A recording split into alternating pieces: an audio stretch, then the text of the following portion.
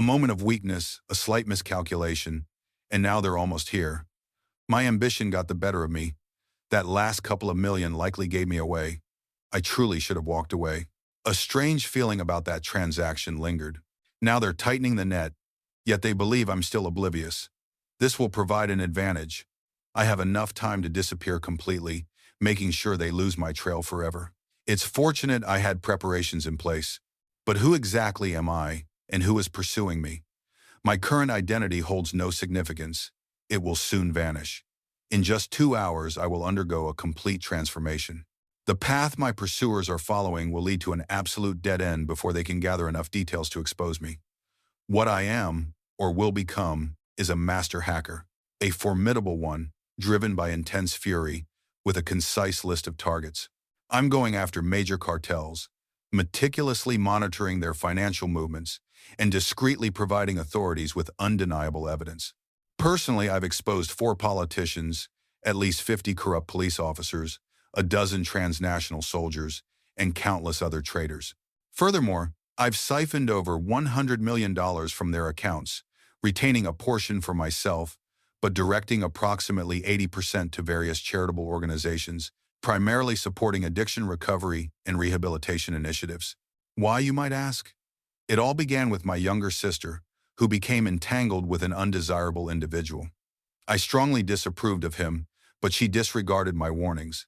I tried everything, but she made her own choice. I did my utmost to protect her after our parents passed. I always possessed a natural talent for computers. However, the 2 agonizing years I spent in profound solitude after identifying her remains transformed me from merely skilled to almost superhuman. Secluded in the basement of our old family home, I delved into clandestine information and perfected its manipulation.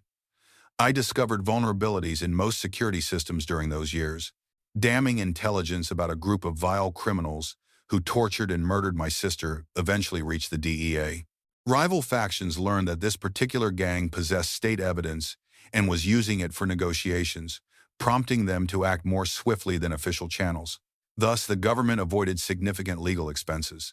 Now, those tracking me are employed by the cartel, the very same organization I relieved of approximately $30 million. I truly should have ceased at $28 million, but I stumbled upon another minor account. I sensed something amiss, but I was young, reckless, and still consumed by rage. Once that money circulated through 40 different accounts in 6 nations, my intrusion detection system began sounding warnings. They had embedded a tracking program on the compromised account where the breach originated. It will take them some time. They had to sift through roughly 100 IP addresses before even reaching a sequence of bypass servers. I inserted the flash drive and executed a few commands. The digital breadcrumbs leading to me were effectively eliminated, denying them any further data access. The unoccupied structure I called home was consumed by fire, attributed to a homeless person's uncontrolled blaze. The hard drives, memory cards, and all my personal records were incinerated in a desert fire. Convinced no information could be salvaged from the remnants, I got into my van and drove west, arriving in Las Vegas 4 days later. "Sweetheart, I need your help. The computer's acting strange again," I pleaded with my wonderful wife, Linda. "Honestly, Mark, how can a 25-year-old man be so inept with technology?" she quipped, giving me a quick kiss on the forehead. A few swift clicks and key presses later, I was back to checking emails. "Dinner's in 30 minutes. "Thanks, dear," I responded, watching her return to the kitchen. It has been several years since Linda and I exchanged vows, and I still marvel at my good fortune. After abandoning my previous existence, I reinvented myself, working as a truck driver at a local timber mill, earning good wages thanks to our union membership.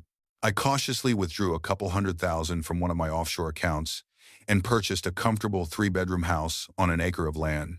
I constructed a discreet building adjacent to the house for storage and established a hidden chamber to upgrade my computer setup. It appeared to be a regular concrete floor, but beneath it lay steps descending underground. I decided to take a break from pursuing drug dealers and cartels for a while. I had ample funds stored away for emergencies, and it seemed prudent to vanish for a bit and allow things to settle. However, I didn't want to lose my skills, and I needed to stay updated with new technologies. The workshop was for my passion, restoring classic muscle cars. Since my wife had no interest in such things, she never entered my private space. It also afforded me the privacy to go online and dabble a little without her discovering my activities. You might wonder why I conceal this aspect of myself from her. Well, she knows me as a straightforward mechanic and truck driver with minimal computer knowledge.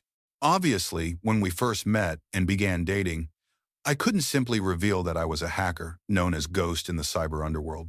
Firstly, federal agents were pursuing me for various cybercrimes, eager to recruit me for their own objectives. Secondly, some dangerous criminal organizations were hunting me. If they found out about me, things would have turned ugly quickly. How would our relationship have fared after that? Do you even need to ask? After we married, I took a few more precautions. It was for her safety. If she remained unaware, they couldn't exploit her for information. No, it's better that she only knows the man she wed. Let me tell you a little about my wife. First and foremost, she is the most stunning woman in the world to me. I often hear in stories how every woman is considered the most beautiful, and I wonder how that's possible. I won't sugarcoat it for you. She might appear average in looks, but to me, she's a divine being. It's all about differing viewpoints and tastes. She stands at 5 feet 6 inches, with wavy, coppery bronze hair cascading down to her mid-back. Her emerald green eyes are captivating, and she's a size 34D, with a slender waist, flat stomach, slightly wider hips, and an incredibly appealing posterior measuring 40 inches. Her legs are long, lean, toned, and sun-kissed. She possesses a delicate nose, high cheekbones, dimples when she smiles, full, inviting lips, and a modest chin that isn't overly prominent. So, how did we meet? I was working at the sawmill one afternoon when she walked in. She needed a couple of planks for shelves in her new apartment. As we selected her order, she mentioned her lack of skill with tools. Seizing the chance, I offered to stop by after work to install the shelves. My only condition: she'd provide the beer, and I'd accept dinner as payment the following evening. From there, dinner evolved into dancing. Sorry to disappoint, but there's no scandalous romance story here. Our date concluded with a simple, chaste kiss on the cheek. Truth be told, I was quite nervous around women. Allow me to explain. When I stole all that money from the cartel, I was a skinny 19-year-old weighing 110 pounds, a complete computer geek. My romantic experiences up to that point were non-existent. Since relocating to Las Vegas, I'd only had 3 encounters with escorts. The first was underwhelming. She seemed mechanical. The second, at a brothel in Pahrump, at least pretended to care. The third, also in Pahrump, was more educational. I paid for the entire night and had her genuinely instruct me on how to please a woman. Now, I was in a relationship with a woman I truly adored. It wasn't until our 5th date that we finally made love. I treated her to dinner at the Stratosphere before going to a vibrant dance club on the Strip. After enjoying an expensive bottle of wine and a few drinks while dancing for a solid 2 hours, we returned to my home. I used to think she was beautiful, but seeing her unclothed, she was an absolute goddess. I didn't even need to ask. Her damp sheets confirmed everything was wonderful. As long as I made her happy, I was content. Apparently, the last escort I visited had taught me well. Additionally, I spent a full year engaged in sports, which, combined with my job, increased my muscle mass and stamina. I now stood 6 feet 1 inch tall. Despite considering myself a nerd, one thing I had never really considered was the size of my manhood. I simply assumed I was average, like everyone else. Of course, the escorts raved about my size, but they had to, right? I didn't truly believe them when they praised my proportions. Linda and I dated for about 6 months before I proposed, and 6 months later, we were married. We were happy together. Linda worked as an accountant for a large national firm with an office in Las Vegas, earning a respectable salary that, combined with mine, allowed us to live quite comfortably. I never needed to access my hidden accounts. We dined at upscale restaurants, attended shows, enjoyed boat rides on a nice pontoon on the lake, and both drove fine cars. Our intimate life was quite good, averaging about 4 times a week. Since we didn't have children yet, we made love all over the house, in the backyard, in the pool, and the hot tub. We cherished the variety. Typically, after returning from work, I'd spend a couple of hours tinkering in my workshop before dinner. Half the time, I'd be working on one of my machines, while the other half I'd be in the room using the computer. I wasn't doing anything overtly wrong. I simply accessed systems I shouldn't have. I never actually stole anything or interfered with operations. I merely refined my abilities. Sure, I could have pilfered vast amounts of data and funds, but I didn't want to leave any traces. After dinner, we'd snuggle on the couch and watch a movie before heading to bed. Sometimes our bedtime routine included a couple of hours of lovemaking before drifting off. I continued to display my complete technological incompetence. After all, who would suspect that someone who struggles to check their email is one of the world's most wanted hackers? Throughout all this time, I was infiltrating the computer networks of banks, governments, and major corporations. I also reconfigured the legion of personal computer bots I once controlled. I obscured my whereabouts by launching my attacks from foreign servers, sometimes multiple servers simultaneously. About 6 months ago, I noticed Linda becoming a bit more strained. It didn't seem like a significant concern at the time, although our frequency of intimacy dropped from about 4 times a week to 2. She began working longer hours and appeared exhausted when she arrived home. Most nights she'd go straight to the shower, eat dinner, then go to bed. When I asked, she mentioned something about a substantial bill they were attempting to settle. It sounded plausible enough. Occasionally, she'd call me from her office on a Friday, informing me she'd be attending happy hour with some colleagues after work. She had done this often enough for me not to worry. After approximately 6 months, I inquired about the duration of these outings, assuming they'd either resolve the bill or misplace it by then. Linda mentioned it would likely be another week or two before things returned to normal. Feeling she deserved some special care after her hard work, I surprised her with a full-day spa package for that Saturday. She was thrilled when I presented it to her on Wednesday night. After expressing her appreciation, we found ourselves in bed, enjoying each other immensely. Saturday arrived, and she departed for her spa day at 9 a.m. With a quick farewell kiss, she left, not returning until 4 in the afternoon. I grabbed my coffee and went to the workshop to finish the engine I had on the bench.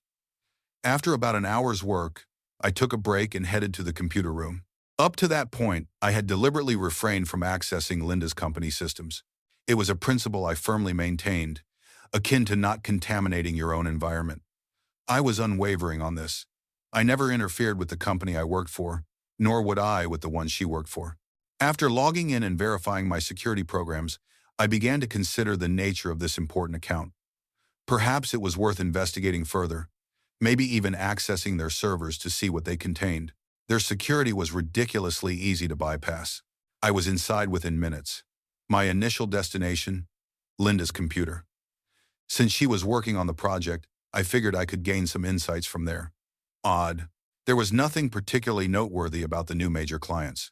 I conducted a few searches using keywords like offer, new client, quote, and related terms, but found nothing.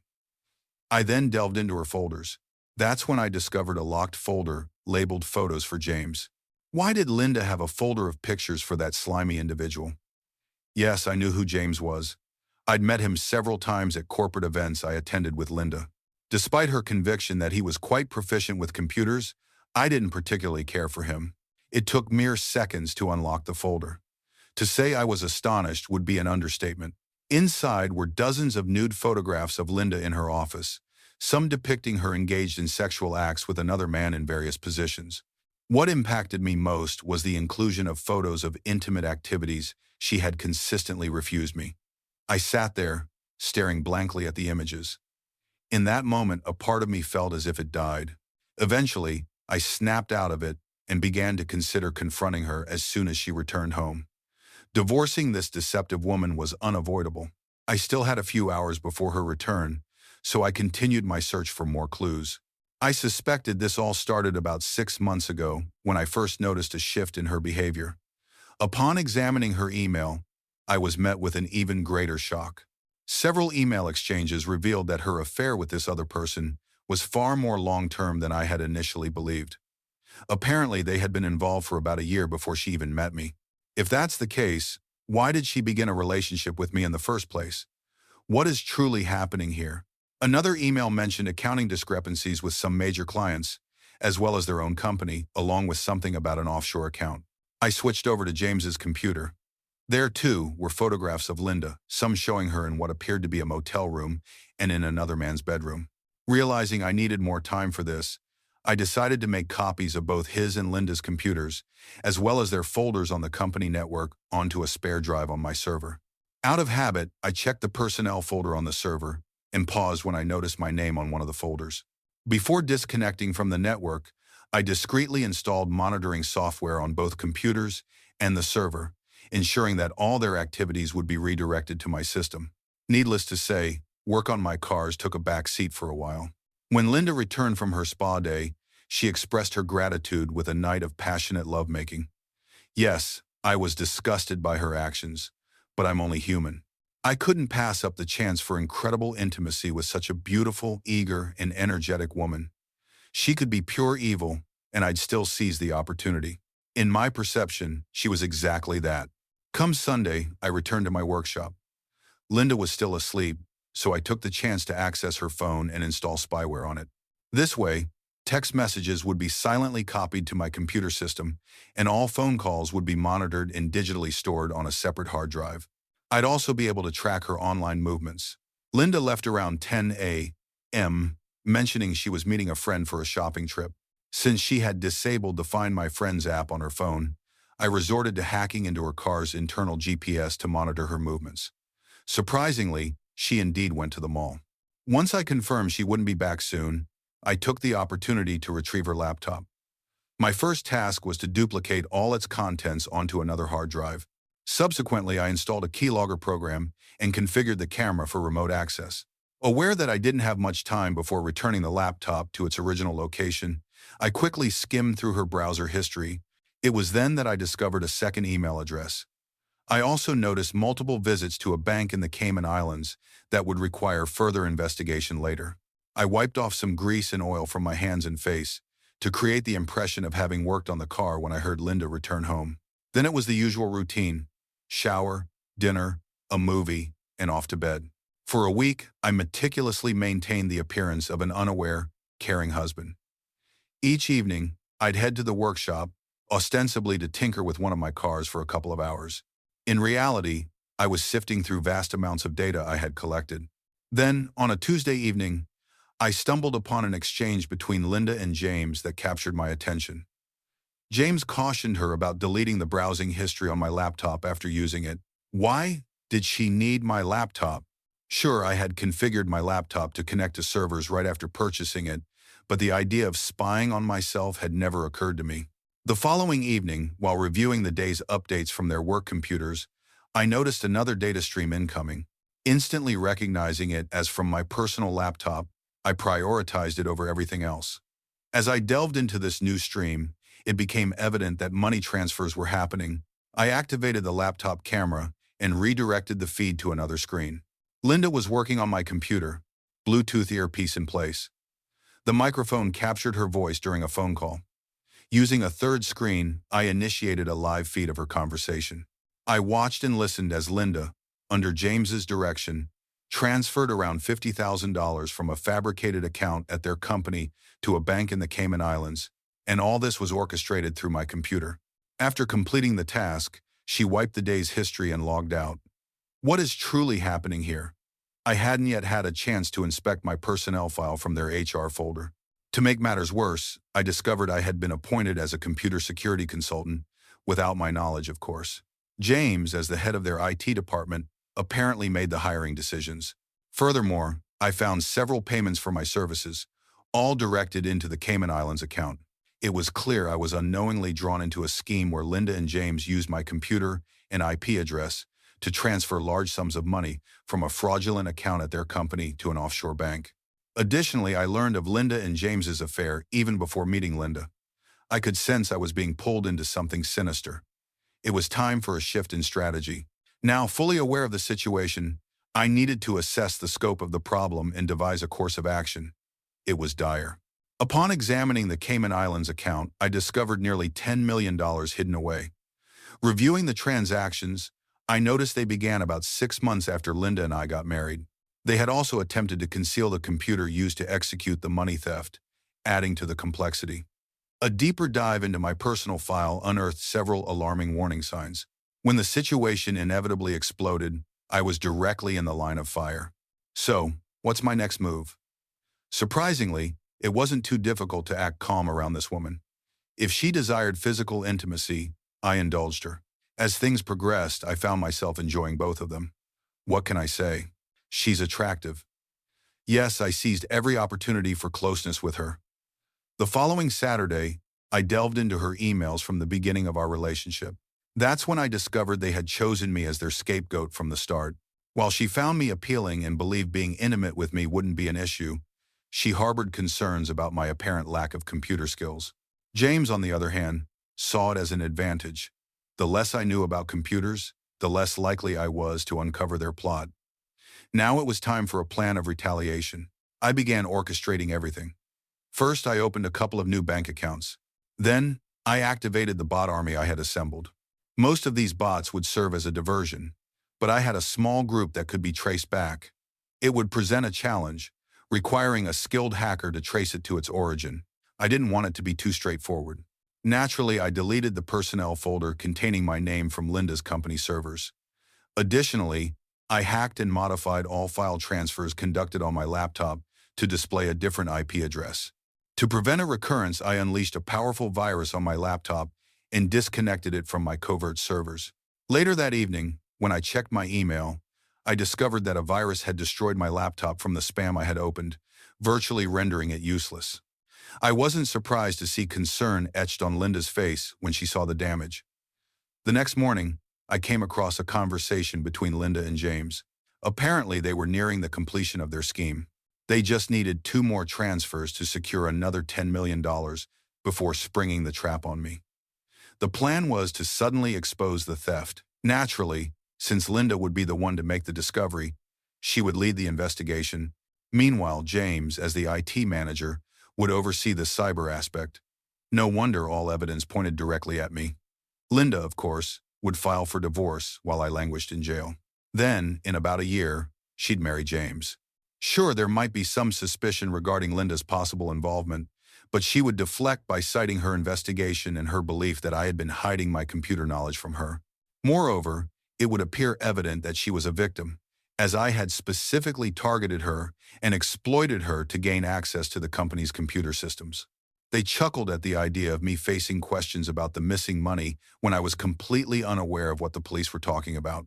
Linda offered to purchase me a replacement laptop, suggesting they could finalize the last transfers within the next 3 weeks. Now I had a clear deadline. Come Monday, I informed my boss that I needed a week off for personal reasons, which wasn't an issue given my abundance of free time.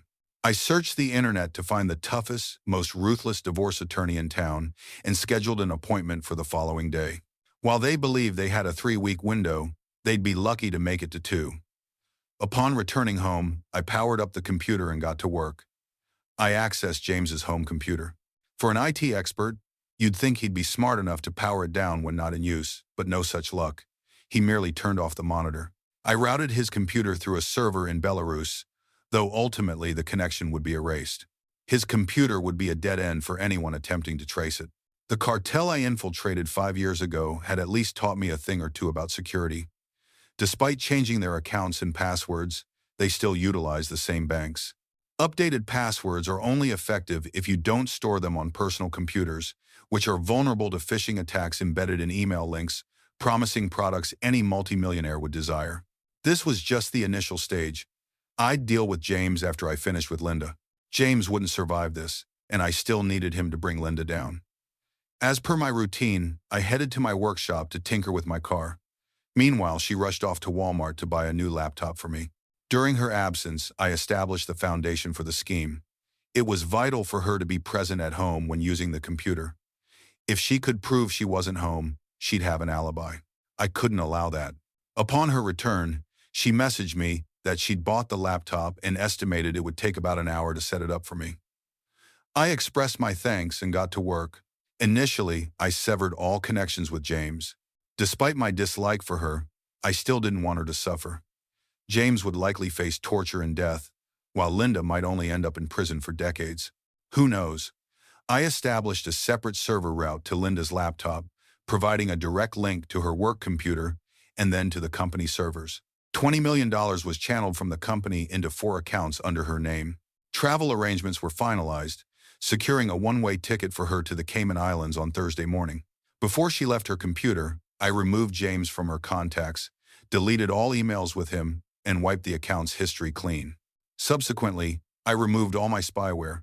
taking a calculated risk that she wouldn't have enough time to react. Too bad.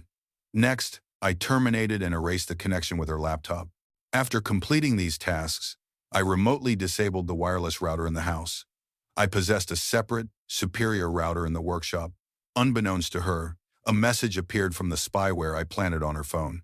Apparently, she had finished setting up the laptop for me when the internet suddenly vanished, just as she was about to execute another transfer on my computer. I couldn't help but laugh as they struggled with the issue. While they were busy, I swiftly transferred all the stolen money into new accounts under Linda's name. Once the account was emptied, I promptly closed it. Lastly, I removed the spyware from Linda's phone to prevent any unwanted attention. Satisfied with my actions, I headed out for dinner. Tomorrow promised to be an eventful day, to say the least. Linda appeared visibly stressed, to put it mildly. Upon my arrival, she informed me that my new computer was set up and ready, but the internet was down, preventing me from logging in or checking my email. Little did she know, this posed minimal inconvenience for me. Throughout the evening, she remained preoccupied, engrossed in her phone during the entire movie. I sensed her growing disappointment, suspecting her attempts to access the account had failed. She also seemed to be messaging someone. As I retired to bed, a smile spread across my face. There would be no intimacy that night. The following morning, I left the house before Linda departed for work, biding my time until my appointment with the lawyer. I couldn't help but wonder how Linda's day would unfold. Soon enough, I would have all the answers. Finally, I was shown into my lawyer's office. You know those television dramas where a charismatic lawyer, perfectly dressed in a suit that's both professional and alluring, strides into the courtroom and effortlessly outmaneuvers the opposition? That was my lawyer. Standing at 5 feet 6 inches, with an angelic face, curves that could make a race car swerve, legs that seemed to extend for miles, and a chest that could spark a conflict. Within 2 minutes of the discussion, it was clear she was going to be a formidable presence in court. You could practically hear your heart singing, with the chorus in the room. After ensuring confidentiality, I confided in her about my wife's disloyalty throughout our entire relationship. Then I detailed the embezzlement and the setup. When she asked how I knew all this, I offered a partial explanation. Well, let's be honest, I fabricated quite a story. I claimed I was using my wife's laptop because mine was malfunctioning, and that's when I discovered a folder filled with explicit photographs and found her incriminating emails to her lover. Those emails exposed her betrayal and their illicit dealings. I just wanted out of this marriage before the inevitable happened. She agreed to handle the case and begin preparing the necessary paperwork. She mentioned she could serve her by the end of the week. However, I urged her to hold off for a moment. I had a sudden burst of inspiration and didn't want to reveal my strategy too soon. With that, we concluded the meeting, and I returned home. I powered up my system, reactivated my home Wi-Fi, and got down to business. I left monitoring software active on Linda's work computer. Apparently, things went chaotic pretty quickly. Bright and early the next morning, an emergency meeting was called. The $20 million theft was uncovered, triggering an immediate investigation. Meanwhile, I managed to hack into James's phone. James traced the theft back to Linda and discovered their account had been drained, and the funds transferred to new ones, totaling $20 million. Accusations flew, but no believable explanations emerged. Suddenly, Linda received an email summoning her to a meeting with the CEO, CFO, and head of security. This was sure to be interesting. The sound of several vehicles pulling into my driveway interrupted my peace. I secured the premises, heading to the main workshop and ensuring the secret door was locked. No need for anyone to snoop around in there. To maintain appearances, I slicked some lubricant on myself to simulate working on my car. Exiting the workshop, I spotted police cruisers and large Chevrolet Suburbans.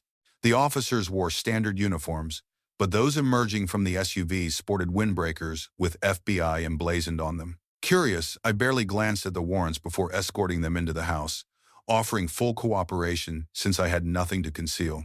Playing the guide, I pointed out my wife's computer and mentioned mine, which had barely been touched since we got it yesterday with the Wi-Fi down last night. "Take what you need," I said. I'm not really good with computers. My story held up during several hours of intense questioning at the police station. After all, I was just a truck driver with minimal computer knowledge. I professed ignorance about my wife's work as an accountant, insisting I didn't know her clients. A one-way ticket out of the country? Only she would know about that. Poor James, forced to testify against her, must have felt profoundly betrayed upon discovering she had siphoned off the money into her own accounts, leaving him with nothing. They soon realized I was completely unaware of the situation. Despite a thorough search of my workshop, they failed to uncover the entrance to the computer room. Eventually, they sent me home. Linda was arrested while I was being interrogated. James, witnessing the discovery of the money, must have been devastated to learn she had cut off his access, transferred the funds, and fled town, leaving him stranded. Thankfully, I anticipated the coming interrogation, since, after all, I'm her husband. It's logical to assume I'd be implicated in this. Naturally, she reached out to me as her only call, so I promptly secured a lawyer for her. I extensively researched local defense attorneys to ensure I didn't accidentally hire a competent one.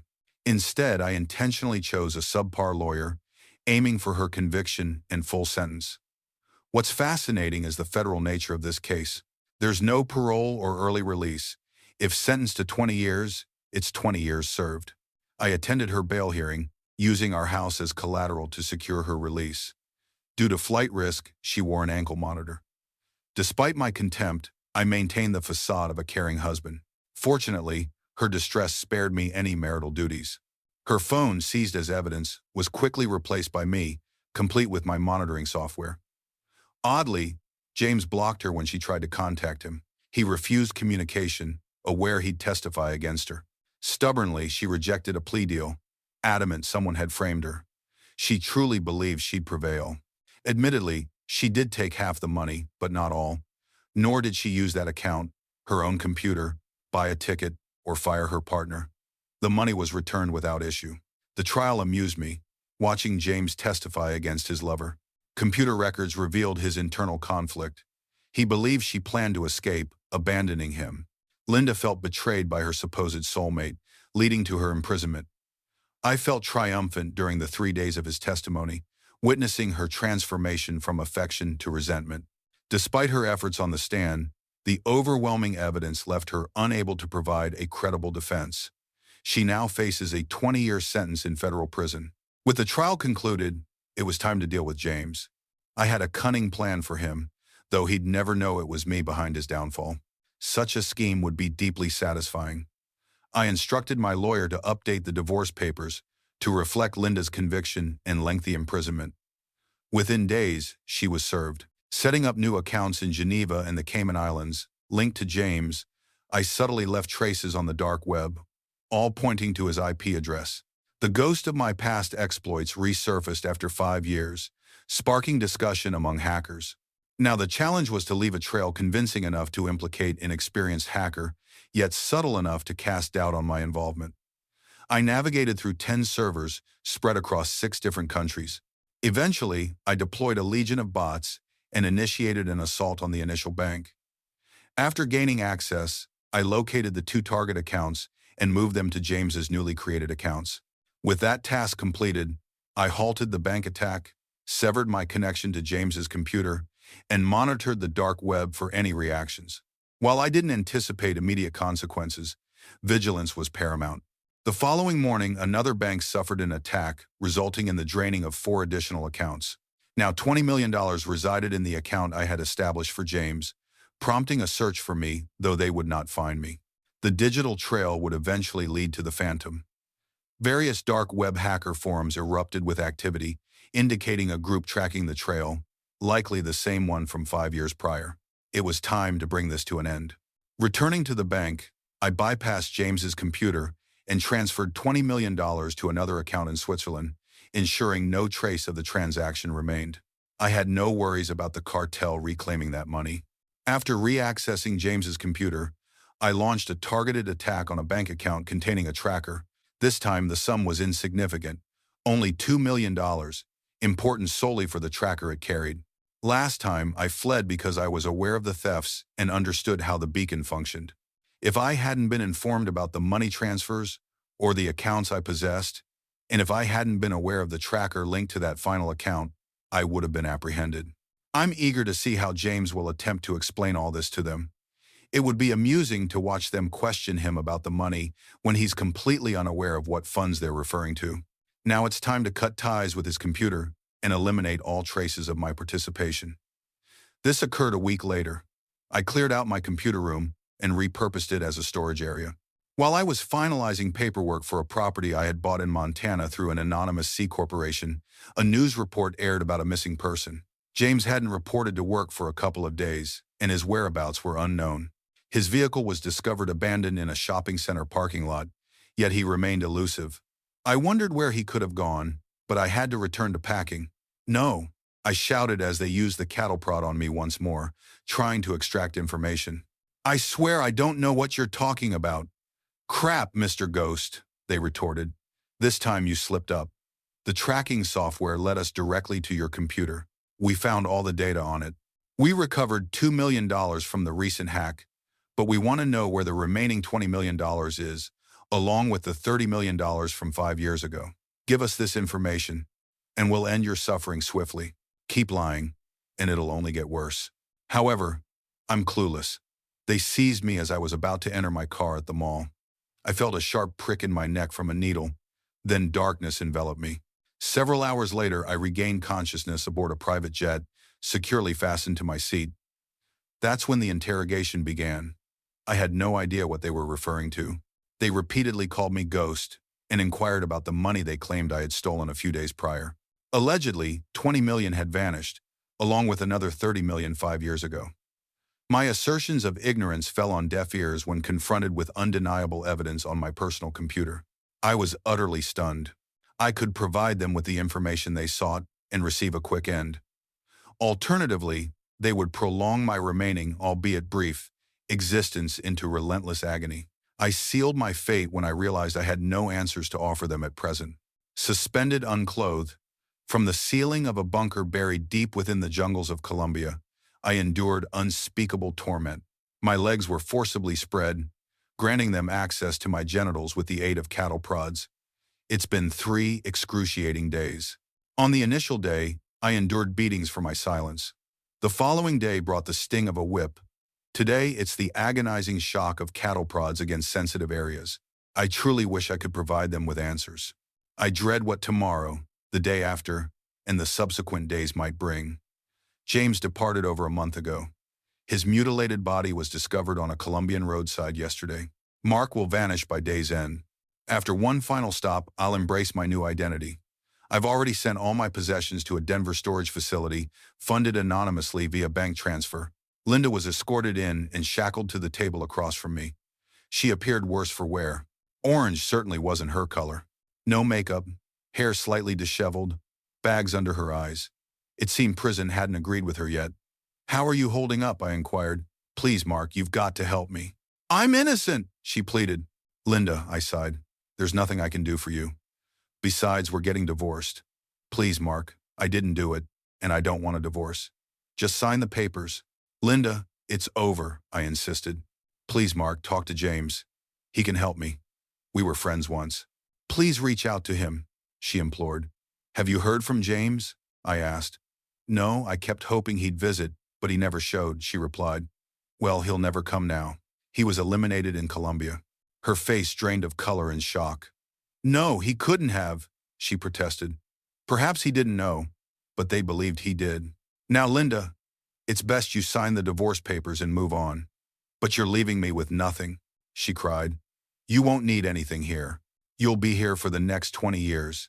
Please, Mark, you've got to help me. I can't endure staying here. I need to escape," Linda pleaded. "Please, it's time for me to share a story with you, Linda. Maybe this will shed some light," I replied. About 5 years back, there was a skilled hacker known as the Ghost. He earned this moniker for his expertise in erasing his digital tracks, like an elusive phantom infiltrating computer systems. The Ghost embarked on a personal mission to target cartels. Over 30 million was stolen from one cartel before they enlisted other hackers to hunt down this elusive phantom. Sensing the trackers closing in, the Ghost vanished, leaving no trace behind, and created a new identity.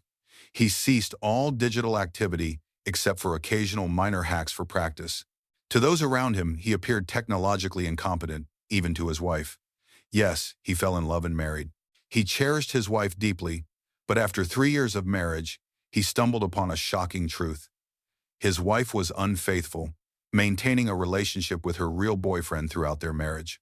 To make matters worse, he discovered that his wife had married him solely to implicate him in the embezzlement scheme she and her boyfriend were orchestrating. Her eyes widened, and her complexion paled when I recounted their plot to her. Determined not to let it unfold, the ghost devised a plan for revenge.